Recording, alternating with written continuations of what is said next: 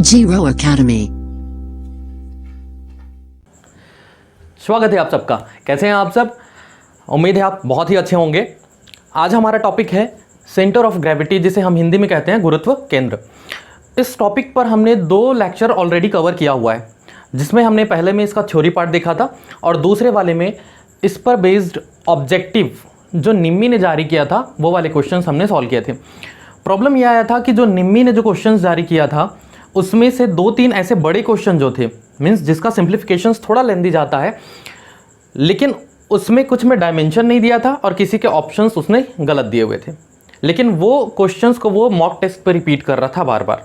ठीक है, तो आज हम उन्हीं क्वेश्चंस को सेपरेटली एक वीडियो पे कवर करेंगे और कैसे सिर्फ वही क्वेश्चन नहीं, उस जैसे और भी जितने भी क्वेश्चंस आएंगे हमारे, जिसका हमें सेंटर ऑफ ग्रेविटी फाइंड करना होगा, वो कैसे करना है आज के वीडियो में हम देखेंगे। तो मैं एक बेसिक सा आप लोग को इसके सेंटर ऑफ ग्रेविटी के बारे में फिर से याद दिला दूं कि सेंटर ऑफ ग्रेविटी होता क्या है। कि कोई भी हमारे पास जो बॉडी है उसका होल मास कहाँ पर कंसंट्रेटेड होगा, उस पॉइंट को हम कहते हैं सेंटर ऑफ ग्रेविटी। मतलब जैसे कि ये एक ऑब्जेक्ट है हमारे पास, तो अब इसका मास जो होगा, छोटे छोटे मॉलिक्यूल से मिलकर जो बना है, तो इसके मास तो पूरे डिस्ट्रीब्यूटेड होंगे, लेकिन हम ऐसा मानते हैं कि इसका जो मेन टोटल जो मास होगा, वजन जो होगा, वो इसके बीच पे होगा। तो यही जो बीच वाला जो पॉइंट है वही क्या कहलाएगा, हमारा सेंटर ऑफ ग्रेविटी। अब हम एग्जैक्टली कोई भी डायग्राम होगा उसका बीच नहीं कह सकते, क्योंकि वो डिपेंड करता है कि वो डायग्राम कैसा है या वो ऑब्जेक्ट कैसा है। हमारे पास अगर सीधा सा ऐसा है तो हम बोल सकते हैं कि हाँ बीच में होगा, लेकिन वहीं पे मान लो ये ऐसा जिगजैग होगा तो हम कैसे कह पाएंगे कि इसके सेंटर पे होगा। हो सकता है कि इधर का वजन ज़्यादा हो तो ये हल्का इधर शिफ्ट हो जाए। मतलब हम ऐसा सपोज करते हैं कि कोई जो ऑब्जेक्ट होगा उसका होल मास कहाँ पर कंसंट्रेटेड होगा, या सेंटर ऑफ ग्रेविटी जो अर्थ का जो ग्रेविटी है वो किस पॉइंट पे एक्ट करेगा। क्लियर है? तो ये है हमारा गुरुत्व केंद्र या फिर centre of gravity. Centre of gravity find करने के लिए हमें 2 चीज़ों का खासा ध्यान पे रखना पड़ता है। एक जो है आपका फर्स्ट एक्सिस ऑफ रेफरेंस या रेफरेंस एक्सिस जिसे बोलेंगे, और दूसरा एक्सिस ऑफ सिमेट्री। क्लियर है? रेफरेंस एक्सिस कहने का मतलब यह है कि हम किसके सापेक्ष उसका दूरी निकालना चाहते हैं। जैसे कि मैं बात करूं कि मान लीजिए ये एक डायग्राम है हमारे पास, इस डायग्राम का ये जो ऑब्जेक्ट है इसका मान लीजिए ये है सेंटर ऑफ ग्रेविटी। ठीक है, लेकिन इस डायग्राम के हिसाब से हम मान लिए कि ये है जहाँ पे उसका whole mass suppose to be concentrated होगा, लेकिन इसकी दूरी अगर मुझे बताना होगा कि इसकी जो दूरी है वो कहाँ से कितना होगा, हो सकता है मैं इस साइड से लूँ तो यहाँ पे मैं बोलूँगा कि ये एक्स बार है और ये ऊंचाई, तो इसको मैं बोलूँगा कि ये वाई बार है। अगर मैं इस साइड से लेता हूँ तो हो सकता है कि मैं इसको इस यहाँ से लेना चाहूँ। ठीक है, तो यहाँ से अगर लूँगा तो ये वाला डिस्टेंस मेरा एक्स बार हो जाएगा और ऊंचाई ये वाला जो होगा ये हमारा वाई बार हो जाएगा। तो मैटर क्या करता है, इसके हिसाब से ये आंसर अलग होगा, ये आंसर अलग होगा, मतलब एक्स बार का वैल्यू जो है वो अलग अलग होंगे। सिर्फ इस डायग्राम के हिसाब से देखा जाए तब तो यहीं पे होगा, वो चेंज होने वाला नहीं है। ठीक है, लेकिन मैं किस दूरी से उसको नाप रहा हूँ ये तो बदल जाएगा ना। तो सबसे पहली बात हमको यही चीज़ देखना होता है कि इसका रेफरेंस एक्सिस, कि हम किसके सापेक्ष इसका कैलकुलेशन करना चाहते हैं। सबसे फर्स्ट जब भी कैलकुलेशन करेंगे, फर्स्ट क्या चीज़ आना चाहिए हमारे दिमाग में, रेफरेंस एक्सिस कौन सा है, किसके सापेक्ष हम उसका सेंटर ऑफ ग्रेविटी निकालना चाहते हैं, पहला काम। दूसरा काम एक्सिस ऑफ सिमेट्री। सिमेट्री कहने का मतलब क्या होता है कि क्या एक ऐसा लाइन अगर हम उससे, या एक ऐसा प्लेन जिससे हम किसी ऑब्जेक्ट को बीच से काट दें, तो दोनों हिस्से जो बनेंगे वो एक दूसरे के सिमिलर हो। सिमिलर नहीं कहना चाहिए, एग्जैक्टली एक दूसरे का जेरोक्स हो, मतलब एक दूसरे के ऊपर रखने पे ओवरलैप हो जाता हो। जैसे कि मैं बात करूं कि मान लीजिए ये एक रेक्टेंगल है, मान लो इसको मैं बीच से काट देता हूं, तो ये जो है क्या है, एक दूसरे की मिरर इमेज बनते हैं। ठीक है, मतलब एक दूसरे के ऊपर रखोगे तो वो ओवरलैप हो जाएगा। वैसे ही अगर मान लो मैं इसको इधर से काटता हूं तब भी वही सेम सिचुएशन। तो इसका मतलब क्या है कि ये जो डायग्राम जो दिया हुआ है हमारा, ये एक्स के अबाउट भी सिमेट्री है और वाई के अबाउट भी सिमेट्री है। मतलब एक्स एक्सिस के हिसाब से इसको कट करेंगे तब भी वो एक दूसरे का मिरर इमेज बनाएगा, वाई के अबाउट काटेंगे तब भी बनाएगा। बात समझ में आ रही है? फॉर एग्जाम्पल मान लो मैं एक आई सेक्शन ले लेता हूँ, आई सेक्शन कुछ इस तरीके से बनता है, मान लो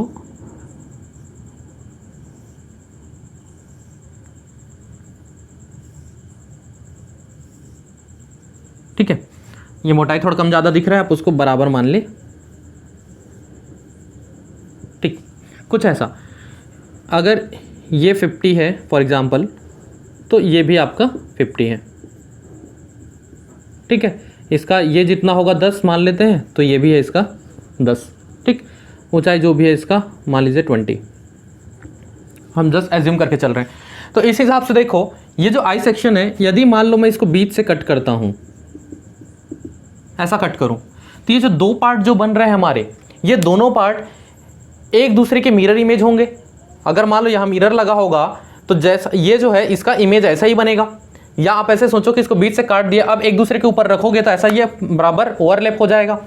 इसका मतलब एक्स एक्सिस के अबाउट ये जो आई सेक्शन है वो हमारा क्या है, सिमेट्री है। वैसे ही यदि हम देखें तो इसको इसके अलावा हम इसको इसके सेंटर से भी कट करना चाहे तो हो सकता है। सेंटर से कहने का मतलब क्या है, सॉरी, वाई एक्स एक्सिस से कट किए, अब हम इसको वाई एक्सिस से भी इसको कट कर सकते हैं। ऐसा ये वाई एक्सिस के अबाउट यदि हम कट करते हैं, तो अगर डायमेंशन सेम सेम है तो कोई दिक्कत नहीं है, यहाँ से भी कट करने पर भी ये एक दूसरे के मिरर इमेज बनेंगे। तो आई सेक्शन जो है, अगर डायमेंशन ऐसा दिया है तो वो एक्स के अबाउट भी सिमेट्री है, वाई के अबाउट भी सिमेट्री है। बात समझ में आ रही है? अगर डायमेंशन अलग अलग होता तो हो सकता है कि ना हो, लेकिन अभी के केस में तो हो रहा है। जैसे कि मैं सी सेक्शन की बात करूं, मान लीजिए एक सी सेक्शन बनता है, लेकिन ये वाले को मैं मान लो ऐसा मोटा कर दूं, ये एक सी सेक्शन है, ठीक। अब इसकी बात करें, क्या अगर हम इसको सेंटर से कट करते हैं ऐसा, तो क्या एक दूसरे का मिरर इमेज बनेगा? नहीं। इस कंडीशन में एक्स एक्सिस के अबाउट सिमेट्री नहीं है। अगर हम इसको ऐसा कट करते हैं वाई एक्सिस के अबाउट, क्या ये मिरर इमेज बनेगा? नहीं। तो यहाँ पर भी ये सिमेट्री नहीं है। लेकिन यहीं पर ये बराबर होता, ये डायमेंशंस मान लो बराबर होते, जितना इसका लंबाई और मोटाई है उतना ही इसका लंबाई और मोटाई होता, देन नो डाउट अगर हम इसको सेंटर से कट करते एक्स एक्सिस के अबाउट, तो ये क्या होता, हमारा सिमेट्री हो जाता, ये एक दूसरे के मिरर इमेज बन जाते। तो वो डिपेंड करता है कि डायग्राम कैसा है और उसके डायमेंशंस, उसकी विमाएँ कैसा दिया हुआ है, हमको कितना दिया हुआ है, उसके हिसाब से हमें चेक करना होगा कि उसका एक्सिस ऑफ सिमेट्री है कि नहीं है। ज़रूरी नहीं कि सारे डायग्राम में वो सिमेट्री पाए जाएंगे, ठीक है। सिमेट्री इसलिए चेक किया जाता है तक क्योंकि सिमेट्री अगर हम चेक करते हैं तो हमारा क्वेश्चंस को सॉल्व करना आसान हो जाता है। जैसे कि अगर सिमेट्री अबाउट एक्सिस हम देखते हैं, इस कंडीशन में मान लो सिमेट्री अबाउट एक्स एक्सिस आता है, तो इसका मतलब वाई बार का जो वैल्यू होगा वो फिक्स होगा, मतलब हमको डायरेक्ट वाई बार का वैल्यू मिल जाएगा। अगर वो सिमेट्री अबाउट वाई एक्सिस होगा तब की कंडीशन में एक्स बार का वैल्यू फिक्स्ड होगा, या फिर हम ये कह सकते हैं कि ये वैल्यू हमें डायरेक्ट मिल जाएगा। मीन्स हमें उसके लिए पूरा कैलकुलेशन करने की ज़रूरत नहीं पड़ेगा। याद रखिए, सिमेट्री अबाउट एक्स एक्सिस है तो वाई का वैल्यू निकलता है, सिमेट्री अबाउट वाई एक्सिस है तो एक्स का वैल्यू डायरेक्टली निकल जाता है, ठीक, डायरेक्ट निकल जाता है। तो जो नहीं निकलता उसके लिए फॉर्मूला क्या बनता है, मान लीजिए हमें एक्स बार कैलकुलेट करना होगा, तो उसके लिए फॉर्मूला क्या होता है, a1 x1 plus a2 x2 divided by a1 plus a2। अगर दो डायग्राम है, दो डायग्राम मिलकर बना है, जैसे कि यहाँ पर ये कितने से मिलकर बना है, अगर हम इसको ऐसा कर लें तो ये 1, ये 2 और ये 3 से मिलकर बना है। तो इस कंडीशन पे क्या हो जाएगा, a1 x1 plus a2 x2 plus a3 x3 divided by यहाँ पर भी a3 जुड़ जाएगा। अगर दो डायग्राम है तो 2 3 होगा, तो 3 को लेकर चलिए, चौथा होता तो यहाँ पे a4 x4 करके और जोड़ देते, मतलब जितने होंगे उतने जोड़ेंगे। ये x बार का था तो y बार क्या हो जाएगा, बस जहाँ जहाँ x लिखा है वहाँ वहाँ y लिख दो, a1 plus a2 plus a3। इस तरीके से हम फॉर्मूला यूज़ करते हैं x बार या y बार निकालने के लिए। ये x बार y बार क्या है, सेंटर ऑफ ग्रेविटी है।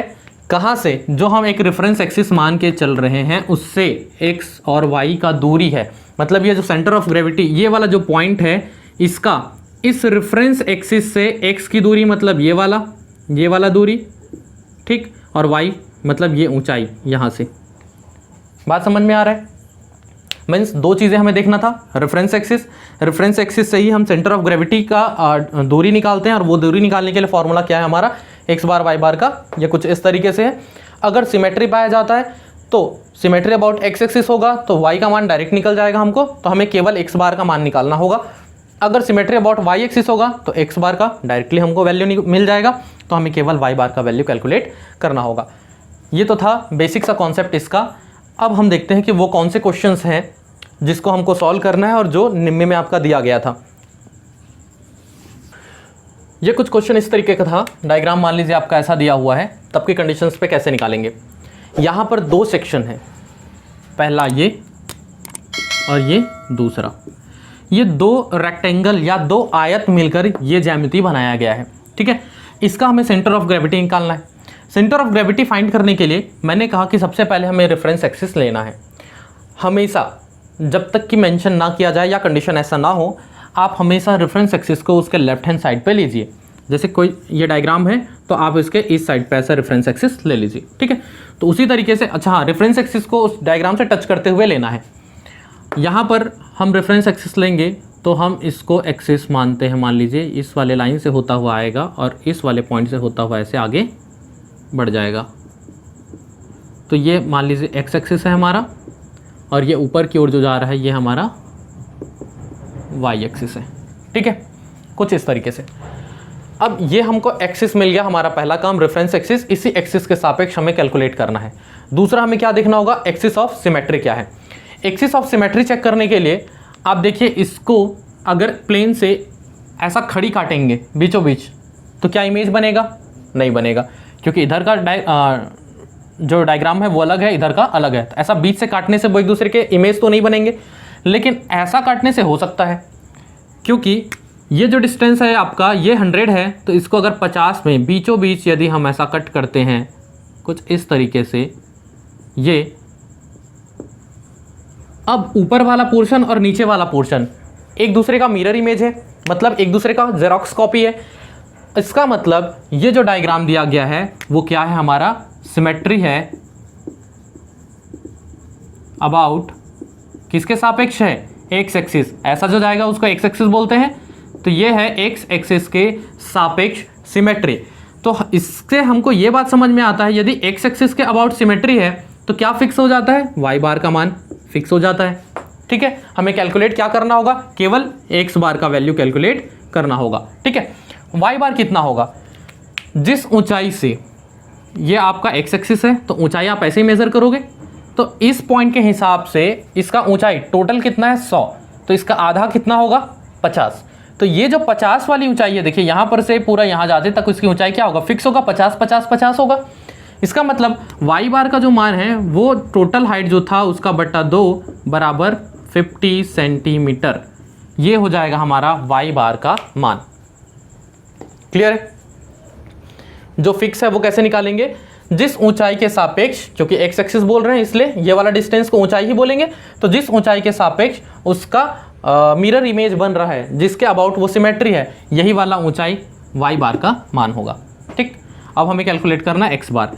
एक्स बार कैलकुलेट करने के लिए सबसे पहले आप देखिए डायग्राम 1, पहले वाले डायग्राम पे मान लीजिए ये वाला जो डायग्राम है इसका सेंटर ऑफ ग्रेविटी, सिर्फ इसका बोल रहा हूँ, ये इसके बीच पे होता है। हमें पता है कि कोई रेक्टेंगल यदि दिया जाता है, याद रखिएगा, यदि कोई रेक्टेंगल दिया जाता है, इसका मान लीजिए ये ए और बी है, ठीक है, लंबाई चौड़ाई, तो इसका सेंटर ऑफ ग्रेविटी हमेशा बीच पे पाया जाता है। मतलब इसका आधा और इसका आधा, मतलब ये हो जाएगा आपका x का वैल्यू, मतलब ये b वाला वैल्यू, तो b/2 x का वैल्यू, और y का वैल्यू इसमें हो जाता है a/2, ठीक। इसके आधा आधा हो जाते हैं, सीधा सीधा बीचों बीच में होता है, इसलिए ऐसा, ठीक। ये तो था किसके केस में, रेक्टेंगल के केस में। तो ये भी रेक्टेंगल है, ये भी रेक्टेंगल है, दोनों आयत हैं। इसका मतलब फॉर्मूला तो हमारा यही लगने वाला है। इस वाले डायग्राम के लिए पहला वाला जो दिख रहा है इसके लिए इसके बीच में होगा, तो ये जो टोटल है वो कितना है 50। ये दूरी क्या है, x को दिखाता है, ऐसा वाला जो दूरी होगा x को दिखाएगा। तो मैं x1 की बात करूं पहले वाले डायग्राम के लिए, x1 कितना हो जाएगा 50 का आधा, तो ये हो गया 25 सेंटीमीटर। y1 की बात करूं, अच्छा y1 निकालने की ज़रूरत नहीं है क्योंकि हमारा y बार तो निकल चुका है, फिक्स है, तो y1 लेने की ज़रूरत ही नहीं है। अगर लेते तो क्या होता 100/2 मतलब 50, तो वो तो आ चुका है। ये लेने की ज़रूरत नहीं। एरिया निकालना पड़ेगा, एरिया 1 मतलब ये वाला जो डायग्राम है उसका क्षेत्रफल कितना होगा। ये एक आयत है और आयत का क्षेत्रफल क्या होता है, लंबाई गुणित चौड़ाई। लंबाई कितना है 50 और ऊंचाई इसका या चौड़ाई जो भी बोलिए ये है आपका 100 बराबर 5000 सेंटीमीटर वर्ग। ये था पहले वाले डायग्राम के लिए। दूसरे वाले डायग्राम की बात करें तो क्या होगा, मान लीजिए यहाँ पे मैं बोलता हूँ सेकेंड डायग्राम, मतलब ये वाले डायग्राम के लिए, इसके लिए हमको निकालना है x2। x1 इसका माने है तो सेकेंड वाले डायग्राम के लिए x2।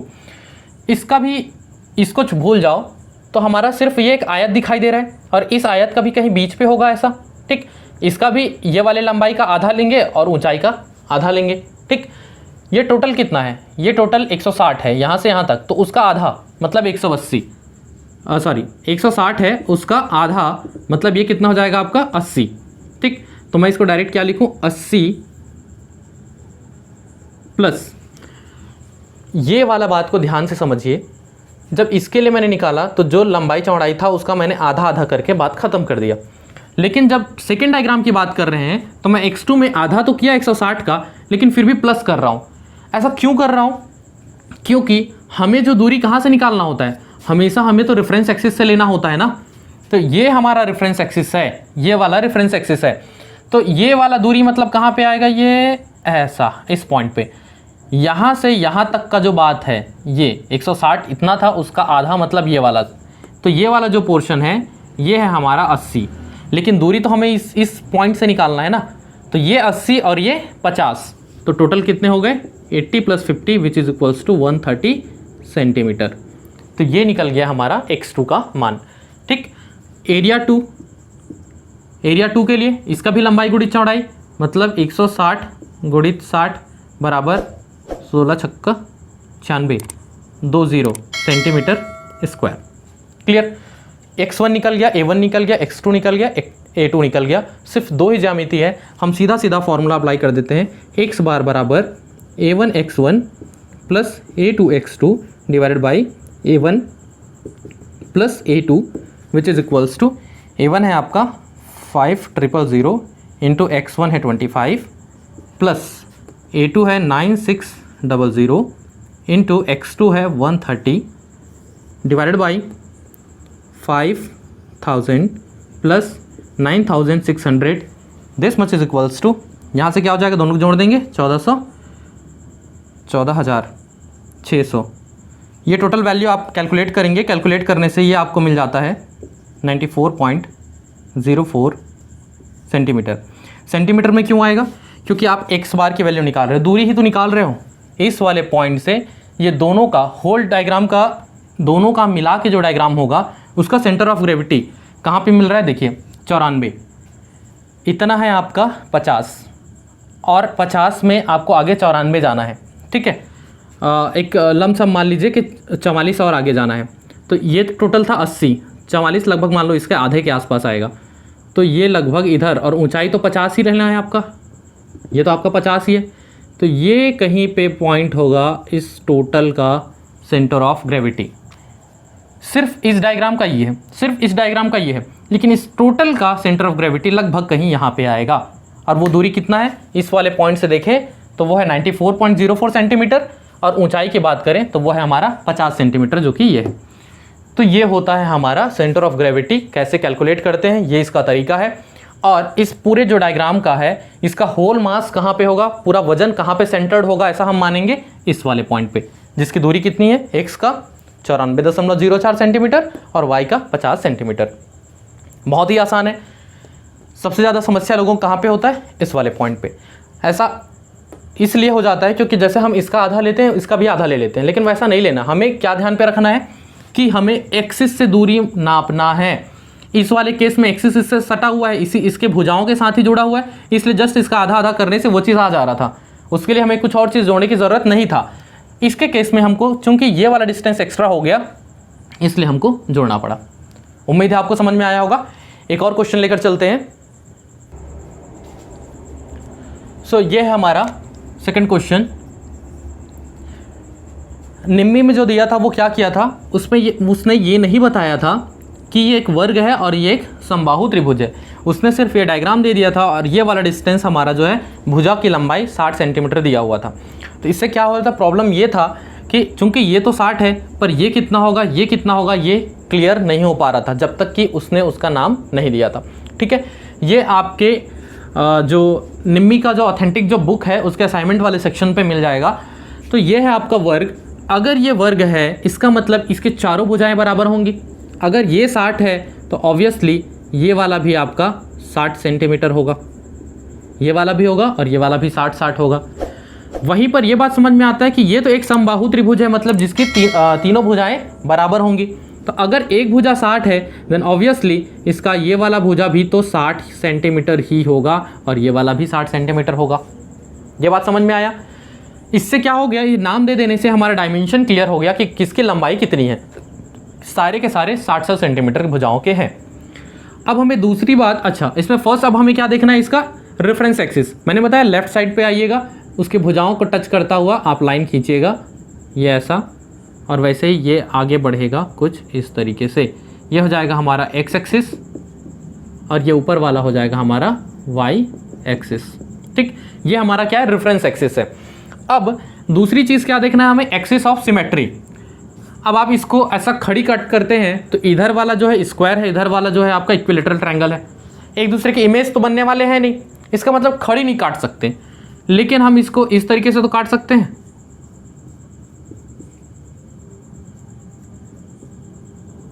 ठीक, ये वाले लाइन से यदि हम देखें, अब ये जो दो इमेज बन रहा है, ऊपर वाला पोर्शन और नीचे वाला पोर्शन, ये एक दूसरे का इमेज बन रहा है, बिल्कुल बन रहा है भाई। जब बिल्कुल ये एक दूसरे का इमेज बन रहा है इसका मतलब ये क्या है, सिमेट्री है। और किसके अबाउट सिमेट्री है, सिमेट्री है ये तो एक्स एक्सिस के। जब ऐसी वाली लाइन कट करेंगे, हॉरिजॉन्टल लाइन क्षैतिज वाली जब रेखा से कट करते हैं तब वो एक्स एक्सिस से होता है, और अगर खड़ी वाला लेते तो वो वाई एक्सिस के अबाउट होता। अभी एक्स एक्सिस के अबाउट सिमेट्री है। एक्स एक्सिस के अबाउट सिमेट्री होता है तो एक बात हमें आसानी से समझ में आ जाता है कि वाई बार का मान तो फिक्स मिलने वाला है, मीन्स डायरेक्ट कैलकुलेट हो जाएगा। और वो वाई बार का मान क्या होता है, जिस ऊंचाई से हमने उसको कट किया है। हमने किस ऊंचाई पे कट किया है, टोटल कितना है 60, ये टोटल ऊंचाई 60, तो सीधी सी बात हमने बीचों बीच कट किया हुआ है, तो ये वाला ऊंचाई कितना हो जाएगा हमारा 30 सेंटीमीटर। ठीक, तो वाई बार का मान हमें कितना मिलने वाला है 60/2 which is equals to 30 centimetre. ये वाई बार का मान आसानी से हमें कैलकुलेट हो गया। अब हमें कैलकुलेट क्या करना पड़ेगा, इसका एक्स बार का मान।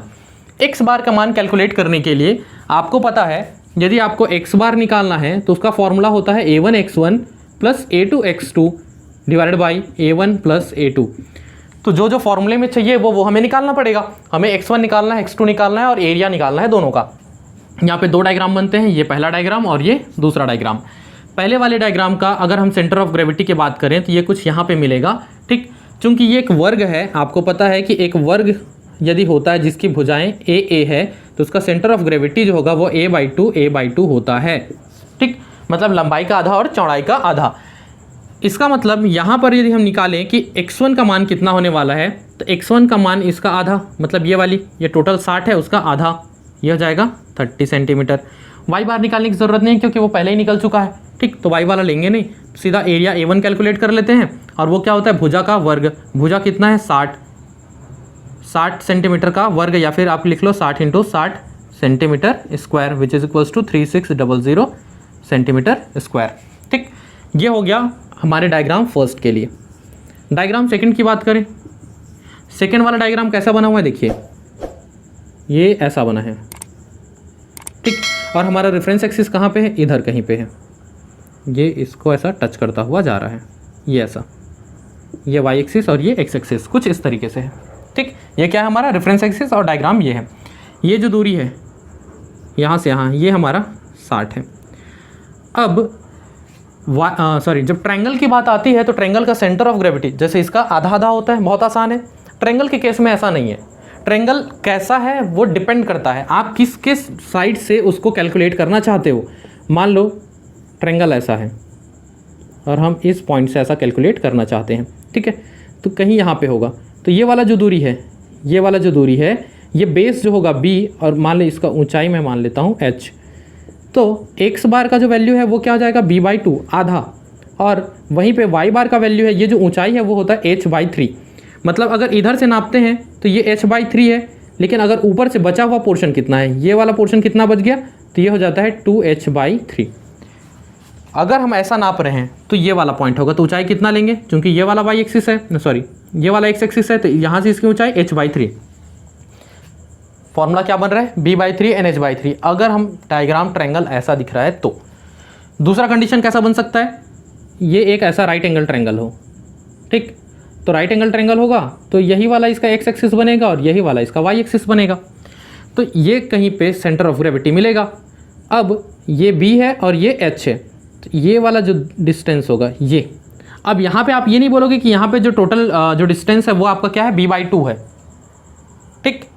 अगर आपका जो ट्रायंगल जो है अगर वो राइट एंगल ट्रायंगल दिया हुआ है तब की कंडीशंस पे जैसा इसके ऊंचाई के लिए बना था वैसे ही सेम सिचुएशन इसके लिए बनता है। मतलब ये हो जाता है x bar is equals to b/3 और y bar is equals to हो जाता है h/3। मतलब इसके 90 डिग्री वाले एंगल से यदि हम यहाँ से अगर मेज़र करते हैं तो ये जो डिस्टेंस है वो b/3 होता है और ये वाला डिस्टेंस h/3 होता है, ठीक। ये दो ट्रायंगल का कॉन्सेप्ट हो गया। तीसरा मान लो अगर ऐसा ट्रायंगल बनाता है, ये ऐसा है विषमबाहु त्रिभुज, मान लो ऐसा बना, ये इसकी ऊंचाई है h और ये जो दूरी है ये है a मान लो, और यहाँ से दूरी है वो है b मान लो, और टोटल दूरी ये है l, ठीक। मतलब इसका बेस की लंबाई कितनी है l, लेकिन इसका जो वर्टेक्स जो बना है ऊपर वाला उससे अगर डिस्टेंस देखें तो ये a है और इधर वाला b है। तो इस कंडीशंस पे मान लीजिए इसका सेंटर ऑफ ग्रेविटी यहाँ कहीं पे मिलेगा, तो इसका ऊंचाई जब भी हम यहाँ से ये वाला पोर्शन मेज़र करते हैं, ऊंचाई y बार की अगर बात करेंगे तो वो तो h/3 ही मिलने वाला है। लेकिन x बार की बात करें, अगर मैं इस डायरेक्शन से नाप रहा हूँ, मेरा रेफरेंस एक्सिस यदि इधर से है, ठीक है, तो इस डायरेक्शन से यदि लूँगा तो इधर पहला क्या है a दिख रहा है, तो a + l whole divided by 3, ठीक, ऐसा लेंगे। अगर इस साइड से माप रहे होते, इस साइड से यदि माप रहे होते तो क्या हो जाता है, ये b + l/3, मतलब पूरे का बाई 3 है ना, b और l को जोड़ने के बाद टोटल को 3 से डिवाइड करेंगे। वैसे यहाँ पे a और l को जोड़ने के बाद पूरे को 3 से डिवाइड करेंगे। अगर इस डायरेक्शन से ले रहे हैं तो ऐसा होगा a + l/3, अगर इस डायरेक्शन से लेंगे तो ये वाली लंबाई प्लस टोटल लंबाई का बटा 3। ये विषमबाहु त्रिभुज के लिए, ठीक, ये आपका समबाहु त्रिभुज पे आ जाएगा और ये आपका राइट एंगल ट्रायंगल के लिए आ जाएगा। अभी हमारा जो डायग्राम दिख रहा है वो कैसा है, हम किस साइड से माप रहे हैं, तो हमको तो इस डायरेक्शन से मेज़र करना है, इस डायरेक्शन से मेज़र करना पड़ेगा। मान लो यहाँ कहीं पे इसका सेंटर ऑफ ग्रेविटी होगा, ठीक। इसका मतलब ये वाला एक ऐसा वाला दूरी चाहिए, ठीक, और एक ऐसा वाला ऊंचाई चाहिए। तो ये ऊंचाई जो है, ये वाला ऊंचाई जो है ये तो फिक्स है हमारा 30 सेंटीमीटर, तो ये ऊंचाई तो निकल चुका है। तो हमें निकालना क्या है, ये वाला दूरी, इसको निकालने के लिए ये है हमारा x2, ठीक।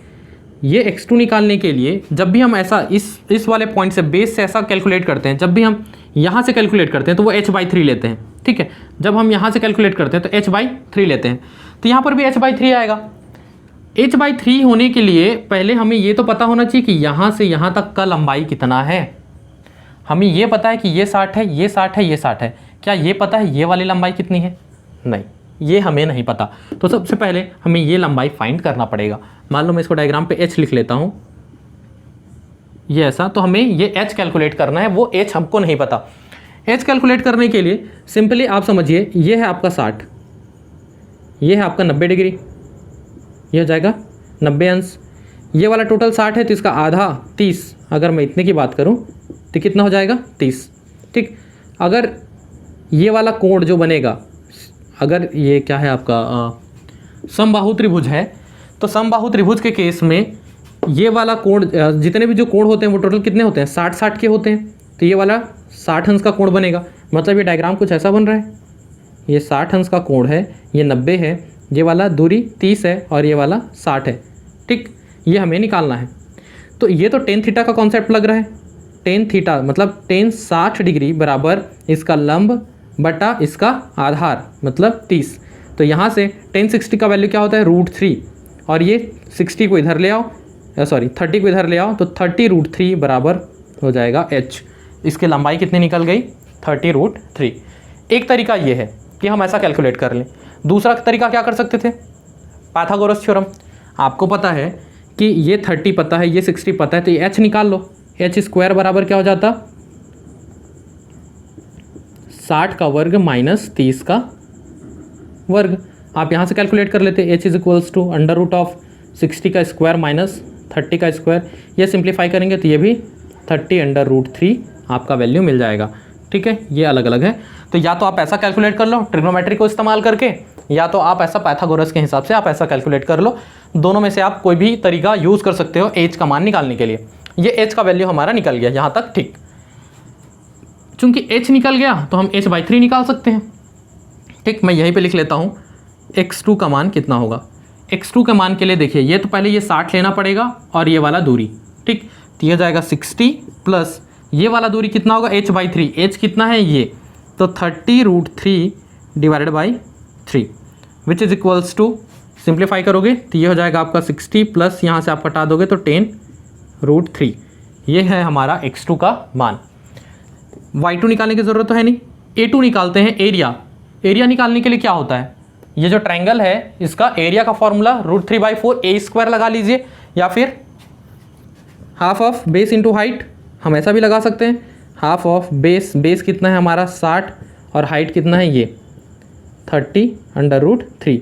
ठीक, ये हमको निकल जाना है, निकलने वाला है इसका a2 का वैल्यू। क्लियर है। This much is equals to, ये जो एरिया है 2 से इसको कैंसिल कर देते हैं, so this much equals to तो 900√3, ये हो जाएगा इतना। ठीक, इतना काम हो गया हमारा।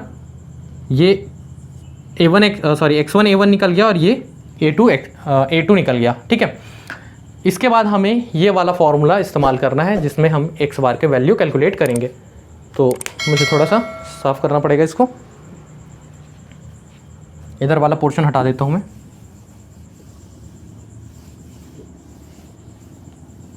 अगर उस फॉर्मूले में हम पुटअप करते चलते हैं तब हमें क्या मिलेगा, हमें ये देखना है। क्लियर है। This much is equals to x bar which is equals to a1 है आपका 3600 इंटू 30 सेंटीमीटर प्लस a2 है 900√3 इंटू x2 का मान, ये x2 का मान है। इसको यदि हम कैलकुलेट करते हैं तो ये होता है हमारा 77.52। ठीक है, तो यहाँ पे हम लिख लेते हैं 77.52 होल डिवाइडेड बाई a1 है हमारा 3600 प्लस एरिया 2 है हमारा 900 इंटू √3। ये आप सिंप्लीफाई करेंगे, सिंप्लीफाई करने पे इसका जो आंसर है वो हमें मिलता है 44.3 सेंटीमीटर। ये है x बार का मान। y बार का मान कितना था, 30 सेंटीमीटर। x बार का मान आता है 44.3 सेंटीमीटर। ये फॉर्मूला जैसा है वैसा ही हमने एज इट इज़ उसमें पुटअप किया है एंड देन सिंप्लीफाई किया है। सिंप्लीफिकेशन जो है कैलकुलेशन थोड़ा सा टफ है, तो या तो आप पेशेंस के साथ बनाइए, अगर कैलकुलेटर इस्तेमाल करने दिया जाता है तो आप कैलकुलेटर यूज़ कर सकते हो, पर जनरली देता नहीं है। ठीक है, तो आपको मेहनत करना पड़ेगा। तो x बार का वैल्यू निकल गया 44.3। ये तो था हमारा सेकंड क्वेश्चन। उम्मीद है चीज़ें समझ में आया होगा। प्रॉब्लम कहाँ पे आता है, ये x बार जो होता है, सॉरी, जब भी कभी ट्रायंगल दे दिया जाता है किसी डायग्राम के साथ पे, उसका जो कैलकुलेशन होता है ये x बार x2 जो कैलकुलेट करना होता है वो थोड़ा सा कॉम्प्लिकेटेड जाता है, क्योंकि मैंने जैसे अभी 3 डायग्राम बनाया तो उसके हिसाब से प्रॉब्लम क्या आ जाता है कि हमारा ट्रायंगल किस डायरेक्शन से हम उसका डिस्टेंस मेज़र कर रहे हैं। ठीक है, इधर से लिए तो h/3, उधर से लेते तो 2h/3 हो जाता। इन सब चीज़ों को थोड़ा सा दिमाग में रखना पड़ता है। ठीक है, ये होगा हमारा सेकंड। उम्मीद है आपको समझ में आया होगा। ये तीसरा क्वेश्चन लेकर चलते हैं, थर्ड क्वेश्चन। इसमें नीचे में आपको एक आयत दिया हुआ है और उसके साथ साथ ऊपर में एक ट्रायंगल दिया हुआ है। पहले भी ऐसे ही था, अभी है, लेकिन इसका जो अरेंजमेंट जो है वो चेंज है। डायमेंशंस क्या है आपके, ये है 15 सेंटीमीटर, ये 5 सेंटीमीटर, और हाइट ऑफ ट्रायंगल क्या है आपका 7 सेंटीमीटर। सबसे पहले रेफरेंस एक्सिस देखेंगे। रेफरेंस एक्सिस हम इसी साइड पे डालते हैं हमेशा, तो हम यहाँ पे ये रेफरेंस एक्सिस लेंगे और ये वैसे ही इधर बढ़ता हुआ जाएगा। ये हमारा एक्स एक्सिस हो जाएगा रेफरेंस के लिए, और ये हो जाएगा हमारा वाई एक्सिस रेफरेंस का। ठीक, यहाँ पे कैलकुलेट करने के लिए ये हो गया हमारा डायग्राम 1 और ये हो गया हमारा डायग्राम 2। इसका सेंटर ऑफ ग्रेविटी कहीं यहाँ पे होगा और इसका सेंटर ऑफ ग्रेविटी कहीं यहाँ पे होगा। फर्स्ट इसके लिए जो कैलकुलेट करेंगे वो हो जाएगा x1 y1 और इसके लिए जो कैलकुलेट करेंगे वो होगा x2 y2 और इसके लिए एरिया A2 निकालेंगे, इसके लिए एरिया A1 निकालेंगे। ठीक है, इतना बेसिक्स तो हमें पता है, 2 क्वेश्चन हमने सॉल्व किया तो हमें इतना बात तो समझ में आ ही चुका है। ये एक आयत है, आयत का x1 y1 निकालना यदि होगा हमें, यहीं पे देखते हैं तब क्या मिलेगा हमें, इसका x1 निकालना होगा। तो ये जो टोटल डिस्टेंस जो है ये 15 है, 15 का आधा लेंगे, 15 का आधा मतलब 7.5 सेंटीमीटर। अच्छा, दूसरी चीज़ इसमें हम एक्सिस ऑफ सिमेट्री की बात करते हैं। एक्सिस ऑफ सिमेट्री, क्या इसको हम ऐसा खड़ी कट करेंगे तो एक दूसरे का इमेज बनेगा? नहीं। क्या हम इसको ऐसा कट करेंगे तो एक दूसरे का इमेज बनेगा? नहीं। तो यहाँ पे एक्सिस ऑफ सिमेट्री नहीं है। एक्सिस ऑफ सिमेट्री नहीं है, इसका मतलब हमें एक्स बार और वाई बार दोनों का मान निकालना पड़ेगा। हमें डायरेक्ट एक्स बार या वाई बार का वैल्यू नहीं मिलने वाला है, इसीलिए हम x1 भी निकालेंगे और y1 का वैल्यू भी लिखेंगे। y1 यहाँ पे कितना हो जाएगा, ये x1 के लिए इसका जो चौड़ाई है, मतलब ये 15 है, उसका आधा लिए तो 5 का आधा ले लेंगे y1 के लिए, 5 का आधा ये हो गया 2.5 सेंटीमीटर। इसका एरिया यदि हमें निकालना होगा, एरिया 1, इसके कंडीशंस पे क्या हो जाएगा, एरिया की लंबाई गुणित चौड़ाई 15 गुणित 5 which is equals to 75 centimetre square. ये किसका बात हुआ अभी हमारे पास, पहले वाले डायग्राम के लिए, मीन्स ये वाले जो आयत है उसके लिए। अब हम बात करेंगे ट्रायंगल की। ट्रायंगल की जब बात करेंगे तो क्या मिलने वाला है, देखिए ये है मान लीजिए आपका रेफरेंस एक्सिस, ठीक है, और ये कुछ ऐसे जगहों पे ऐसा बना हुआ है, ये इस तरीके से, ठीक। ये रेफरेंस एक्सिस है x और ये है y और ये डायग्राम हमारा इस तरीके से बना है। ये वाला जो ऊंचाई है यहाँ से यहाँ तक का, ये है हमारा 5 सेंटीमीटर, ठीक। इसका सेंटर ऑफ ग्रेविटी कहीं यहाँ पे होगा। अब हम माप किधर से रहें, इस डायरेक्शन से, तो सबसे पहले ये ऊंचाई ले लेते हैं। ऊंचाई क्या हो जाएगा हमारा y2। ऊंचाई के लिए ये वाला डिस्टेंस पहले इसका आएगा, ये है इसका h, मान लीजिए ये इसका h जो कि कितना है 7 सेंटीमीटर, और ये वाला कितना हो जाएगा, सॉरी मैं डायग्राम थोड़ा सा गलत बनाया हूँ, रेफरेंस एक्सिस यहाँ पे होगा क्योंकि ये एक दूसरे के साथ टच पे है। तो ये वाला जो है लंबाई है ये कितना है, ये वाला लंबाई हमारा 15 है, ठीक। अब देखिए ये बेस 15 है, इस ट्रायंगल का, इस त्रिभुज का बेस 15 है और ऊंचाई जो है 7 है। ये जब निकालना होगा, मैंने कुछ देर पहले डायग्राम बनाया था, उसके हिसाब से मैंने बताया था कि ये अगर हम इधर से नापते हैं तो ये वाला हाइट कितना हो जाएगा h/3, लेकिन अगर हम इसके ऊपर साइड से मापते हैं तो वो क्या हो जाता है, ऊपर से लेते तो हो जाता है 2h/3, लेकिन नीचे से ले रहे हैं तो क्या होगा h/3। तो y2 का वैल्यू हमारा मिल जाएगा, y2 बराबर ये वाला ऊंचाई हो जाएगा h/3, मतलब 7/3 प्लस ये वाला ऊंचाई, ये जो एक्स्ट्रा 5 है इसको भी लेना पड़ेगा क्योंकि हम किससे नाप रहे हैं, इस एक्स एक्सिस से ऊंचाई उसकी नाप रहे हैं, इसीलिए ये 5 भी जोड़ेंगे और इसके लिए फॉर्मूला होता है h/3, इसलिए हमने लिखा 7/3। क्लियर है, ये क्या है हमारा y2, this much is equals to, इसको सिंप्लीफाई करेंगे ये हो जाएगा 7.33 सेंटीमीटर। अब हमको इसका निकालना है एरिया 2, सॉरी x2 निकालेंगे तो क्या होगा। अब देखिए जब ट्रायंगल का, ये मान लो ट्रायंगल ऐसा है, इधर से ऐसा नापते हैं तो ये h/3 आता है, ऐसे नापते हैं तो ये h/3 आता है, लेकिन इस वाले सेक्शन से नापेंगे तो कितना आएगा, ये 2h/3 आएगा। तो अभी स्थिति कैसी है, हमें तो इस साइड से नापना है, जैसे हम इसमें इधर की बात कर रहे हैं वैसे हमें इस साइड से नापना है। इधर से ये वाला जो डिस्टेंस है यहाँ से यहाँ तक वो h/3 होगा, तो इधर से यहाँ तक का जो दूरी है वो कितना होगा हमारा 2h/3 होगा, ठीक। तो 2h/3, h यहाँ पे मतलब ये वाला टोटल लंबाई, ये टोटल कितना है 15, इसकी जगह हमको कितना लेना पड़ेगा 15, तो ये हो जाएगा हमारा 5 × 15 और ये हो जाएगा 10 सेंटीमीटर x2 का मान। नेक्स्ट हमको निकालना पड़ेगा एरिया 2। एरिया 2 मतलब इसका हमें क्षेत्रफल निकालना पड़ेगा, तो वो क्या होगा 1/2 बेस इंटू हाइट, बेस है 15 और हाइट है आपका 7, इसको हम सिंप्लीफाई कर देते हैं, ये हो जाता है हमारा 52.5 सेंटीमीटर का स्क्वायर, ये निकल गया हमको एरिया 2, ठीक। अब हमें फार्मूला लगाना है x बार का फार्मूला, ये जो हमको दिख रहा है बस a1 का मान है हमारा 15 × 5 75, x1 का मान दिया हुआ है 7.5 प्लस a2 52.2 गुणा x2 का मान है 10 होल डिवाइड बाई 75 प्लस 52.5। ये सिंप्लीफाई करेंगे, सिंप्लीफाई करने से x बार है, x बार का वैल्यू हमको मिल जाता है 8.53 सेंटीमीटर। सेम वे पे y बार का फॉर्मूला, उसमें जहाँ जहाँ x दिख रहा है वहाँ पे हमको y कर देना है। तो ये हो जाएगा हमारा a1 का मान है 75 और y1 का मान है हमारा 2.5 प्लस a2 है हमारा 52.5 गुणा y2 है 7.33 होल डिवाइडेड बाई 75 मतलब a1 प्लस 52.5 मतलब a2। सिंप्लीफाई करेंगे ये आ जाता है 4.49 सेंटीमीटर। मीन्स यहाँ पे हमारा answer x bar is equals to हमको मिला 8.53 सेंटीमीटर और y बार बराबर मिला हमें 4.49 सेंटीमीटर। तो ये जो गिवन डायग्राम है, इस डायग्राम का सेंटर ऑफ ग्रेविटी होगा x 8.5 8.5 के आसपास, ये टोटल 15 है, इसका बीच जो होगा वो 7.5 होगा, तो इससे थोड़ा सा आगे, मतलब इससे थोड़ा सा आगे इस डायरेक्शन पे, और ऊंचाई जो है 4.5 के आसपास, ये टोटल 5 है तो उससे थोड़ा सा कम, और ये लगभग ये वाला पॉइंट कहीं होगा सेंटर ऑफ ग्रेविटी इस पूरे डायग्राम का, ये वाला पॉइंट होगा। सेपरेट पहले बस का देखेंगे तो ये है, केवल दूसरे बस का देखेंगे तो ये है, लेकिन टोटल जो डायग्राम है उसके हिसाब से सेंटर ऑफ ग्रेविटी यहाँ कहीं पे होगा, जिसका यहाँ से दूरी, ये वाला आपका 0 अगर मानते हो तो यहाँ से ये वाला जो दूरी है x का डिस्टेंस जो कि 8.53 और ऊंचाई जो है वो है 4.49।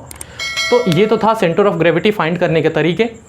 ये जो तरीके हैं, आप चाहे स्कूल में पढ़ो, ITI में पढ़ो या कॉलेज में पढ़ो, सेंटर ऑफ ग्रेविटी निकालने का यही तरीका है, ठीक है। इसके अलावा इंटीग्रेशन मेथड वगैरह जो है वो अलग बात है।